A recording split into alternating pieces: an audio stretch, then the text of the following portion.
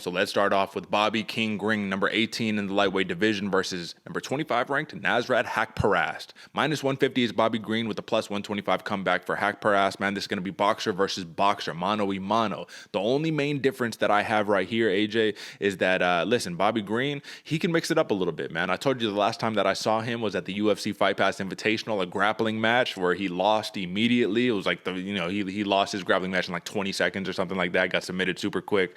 But the point is I like that he's going out there and challenging himself and saying, I know I'm known for my hands and all that good stuff, but let me go see what my grappling is about. So maybe we'll see a little bit of grappling implemented against NASRAT HAQPARAST, especially if HAQPARAST has a little bit of success, because I'll tell you what, AJ, HAQPARAST could win this fight. He really could win this fight.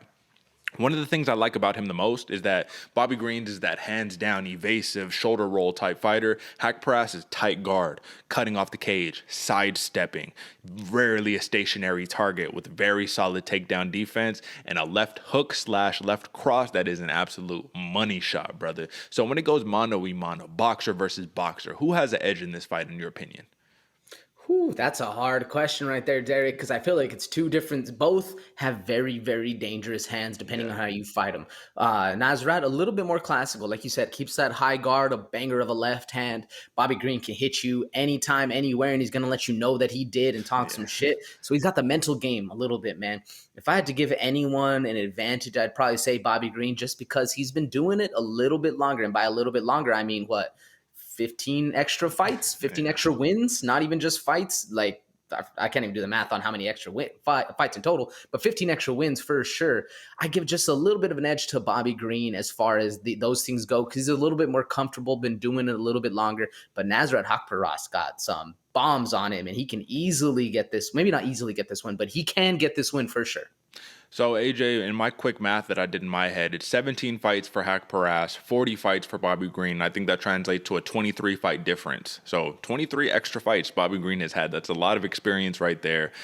Listen, man, I wanted to ask you this just because, I agree with your assessment right there, man. It's just different. Depending on how you fight them, they can definitely just be different here. But do you think that this is one of the things they were talking about? I think Bisping was talking about it or somebody in the commentary. Because Bobby Green keeps his hands down so often, he's firing from the hip. Something that Robert Whitaker does with his jab as well, where he's shooting from the hip. So if you're staring at the eyes of your opponent, you're not really seeing these shots come up. Whereas NASRAT HAQPARAST, if he's here the whole time, I could see your hand popping out. I could see all of that, folks. So it's like, it's going to be interesting to me because Bobby Green, he's had this very successful style for a long time, man. He's always been known as one of the best strikers in the game, but he also has been a very much a decision fighter. So do you think that the advantage of the hands down type style, man, as opposed to the tight guard is going to play in the eyes of the judges a little bit? Let's think about it. Bobby Green, he got his first knockout win in his last fight. Again, or not first knockout win, but like first in a really long time against Raging Al Iaquinta. He became the first, I think, knockout Raging Al. But do you think right there, brother, that he can continue that, or it's going to go to the judges? And if it does, like I said earlier, that traditional style versus the hands down, it could influence the judges a little bit. I don't know. What do you think? I definitely think it has some influence on the judges, but it almost kind of depends on how the judges are looking. Mm-hmm. Are they looking for that flash kind of style, or do they feel like the classic is the more appropriate how you should be fighting? Mm-hmm. I mean, me personally, I like the style of Bobby Green, man. If you've ever fought somebody with their hands down where you're thinking, oh, I'm going to touch this dude's chin all day. Next thing you know, you eat one in the mouth that you didn't see coming. It's a little harder of a fight.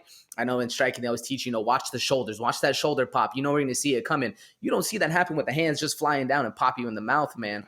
I personally give the little bit of like swagger edge, like if I see somebody striking like that, constantly landing bombs, dipping the shoulder roll, telling them, that hit me on the shoulder, bro. You didn't even connect. I give that a little bit more edge, at least in my judging eyes, but it depends on how they see it. So I can see it going either way to the judges. I don't know if we're going to see a knockout win. I mean, we always talk about how, when you have two jiu-jitsu guys going at it, fire versus fire usually ends up in a standing match. Yeah. I don't see that happening this way where we have two boxers going to end up in a jiu-jitsu match. Not so much. We might see some fireworks, but it could happen. You never know. And that's why I like Bobby Green, that he's been working on those other skills. I originally thought, I was like, oh, NASRAT probably has, a little bit better ground game than Bobby Green. But now that I'm thinking about it, maybe not, man. Maybe Bobby Green's been working on that. We'll see. What do you think? Well, brother, I'm going to say this. NASRAT HAQPARAST has been taken down 4 times in his last fight. Bobby Green has landed 9 takedowns in his last 5 fights. So my question to you, to flip this back on you, is do you think Bobby Green gets this fight to the ground? And if he does, how many takedowns does he land in this fight? Man, that'd be wild because I think if Bobby Green does get the fight to the ground, he's going to be really on track for that decision win. I'm thinking over under 3. I'd probably say under, but Okay. still, even at that, that's still a lot of takedowns for a striker. Well, think about it, brother. Dan Hooker got 3 takedowns on NASRAT HAQPARAST in his last fight, and we're not really going to count that because HAQPARAST took that in like a week, right? It was like such a short notice, weird thing for both of these fighters. That's kind of just, to me, just like, all right, we'll put that out there because he has a big win against Rafa Garcia, a great wrestler who was not able to take NASRAT HAQPARAST down. A big win against Alexander Munoz, where Munoz took him down once. Drew Dober, Drew Dober wasn't able to take him down at all, and then he also has a win over Joaquim Silva. So those are all impressive wins, man. When it comes down to it, these are 2 southpaws. It's going to be interesting who wins that outside foot battle, but I'm just really excited to see this fight. I think Bobby Green, he might be able to win this fight on volume because he touches up his opponent a little bit more. Lots of leg kicks, jabs, just random little strikes, you know what I mean? Kind of like that Brian Battle style where he's just kind of popping stuff at you all the time. When we're talking about work rates, very similar, man. 5.51 significant strikes landed per minute for Green, 5.19 for NASRAT HAQPARAST, 46% for HAQPARAST, 51% for Green. So it's going to be a firefight, man. I think it's going to come down to a close decision, in my opinion. But I think that Bobby Green just has a few more tools in his tool belt, and he's a lot more experienced, and I think that's going to win the day for him. Hopefully he does not get robbed, and I say this because Houston, I guess the Houston Commission has been notorious for some bad judging over there. So I'm going with the -150 favorite with Bobby Green, unanimous decision, brother. I am taking the over at 2.5 rounds at -225, brother. What are you thinking? Man, Derek, I think there's a reason this is the first fight of the pay-per-view, and I think we're going to see fireworks, but I'm also leaning towards that over, man. I'm leaning towards the decision just because I think it's going to be a little harder of a fight for both of these dudes to be able to get the finish. Both of them have very, very solid chins, very good output, so there's not going to be a lot of downtime, I think. So I think we might be in for fight of the night. Who knows?